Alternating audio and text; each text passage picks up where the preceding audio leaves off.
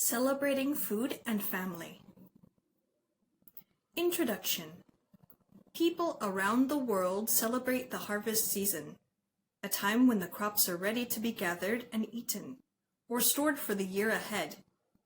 In the United States, people celebrate the harvest in November.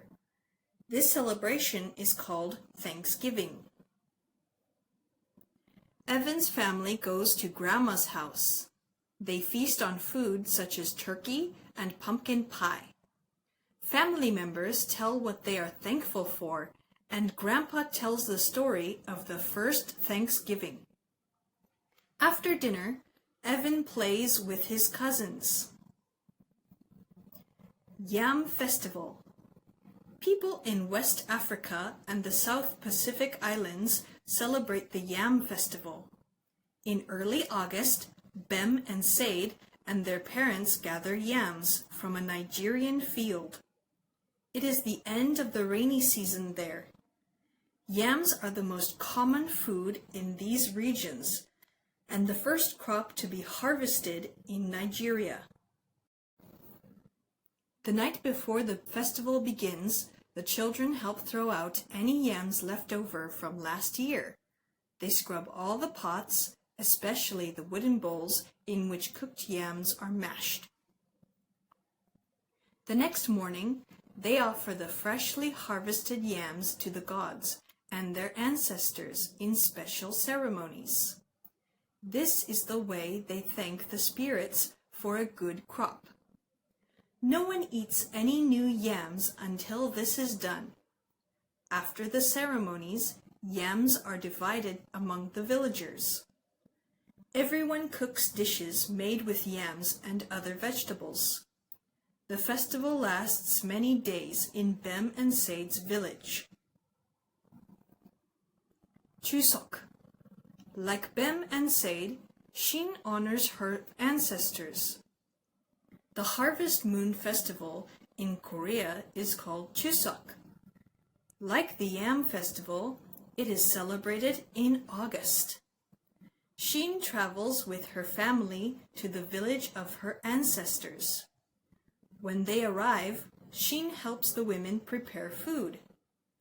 The night before the festival begins, Shin's mother dresses in costume and joins other women in a circle dance. The next morning, everyone dresses in their best clothes.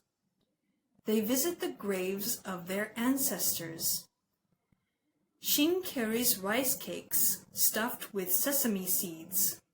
She bows and places her offering on the grave.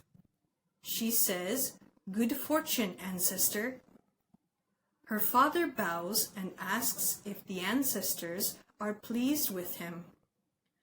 Her mother bows and tells the ancestors they are happy as a family. Then there is a feast of fresh rice cakes, persimmons, mushrooms, and chestnuts. They give thanks for the harvest. Shin likes the stories Mother tells of her ancestors. Later, Shin plays tug-of-war with friends.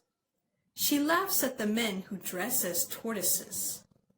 They dance around the village and sing for food and drink.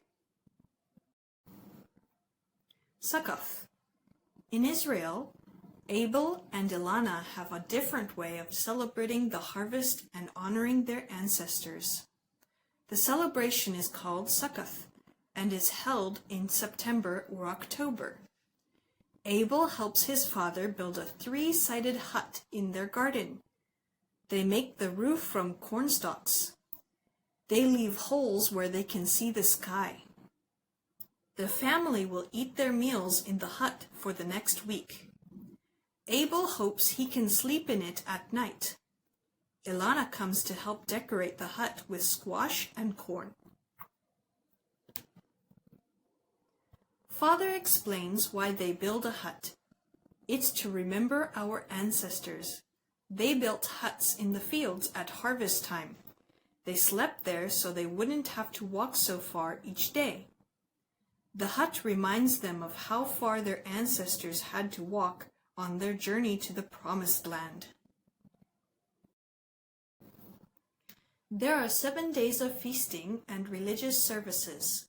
Abel and Elana prepare lulavs by cutting a palm branch, 2 willow branches, and 3 myrtle branches. Then they tie them together. The family joins other families to walk to the synagogue. They wave the lulav in their right hands and carry an esrog, a citrus fruit, in their left. Conclusion.